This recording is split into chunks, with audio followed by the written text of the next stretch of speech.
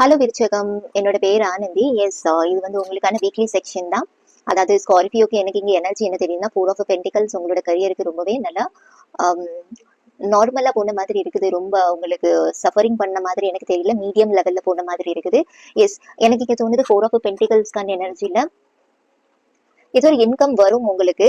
அதுல நீங்க மத்தவங்களுக்கும் கொஞ்சம் ஏதாவது ஃபுட் டொனேட் பண்றது, சின்ன மாதிரி உங்களால முடிஞ்ச லெவலுக்கு ஏதாவது பண்றது நல்லதுன்னு சொல்லி தோணுது. ராகுவோட எனர்ஜி உங்களுக்குள்ள அதிகமா இருக்கான்னு பாருங்க. ராகு அந்த மாதிரி தெரியுது. ராகு இல்லைன்னா செவ்வாவோட எனர்ஜி, பிகாஸ் அதனால உங்களுக்கு இன்பேலன்ஸ்டா போகுது.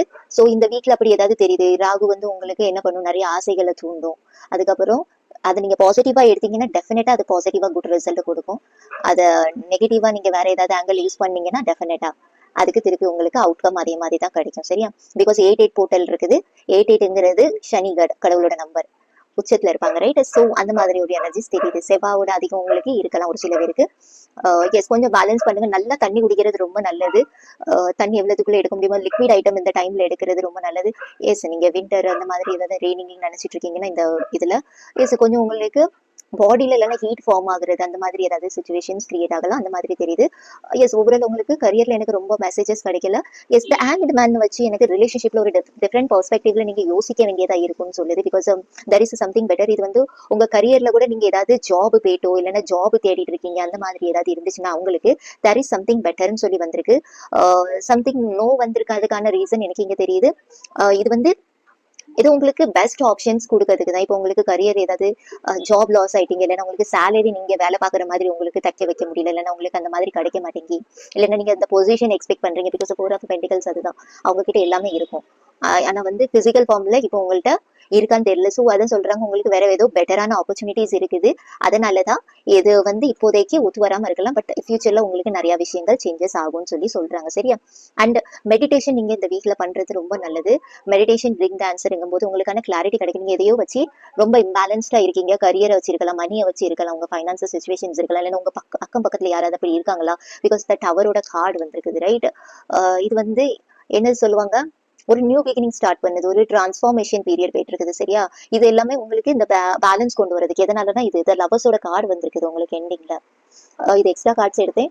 எஸ், இது வந்து ஏதாவது டிவைன் பார்ட்னர்ஷிப்பா இருக்கலாம். ஸோ அதனால இந்த டிரான்ஸ்ஃபார்மேஷன் வந்திருக்கு. ஒரு சில பேருக்கு இந்த வீக்ல ஏதாவது அவேக்னிங் வரலாம் சான்சஸ் இருக்குது. நீங்க ஒரு டிவைன் பர்சன் இல்லைன்னா டிவைன் பார்ட்னர்ஷிப் கண்டி வந்த பர்சன் சொல்லி ஒரு சில பேருக்கு எஸ் இது வந்து மேபி சான்சஸ் இருக்குது. இந்த மந்த் எண்டுக்குள்ள உங்களுக்கு ஏதாவது அவேக்னிங் வர சான்சஸ் இருக்குது எனக்கு இங்க தெரியுது.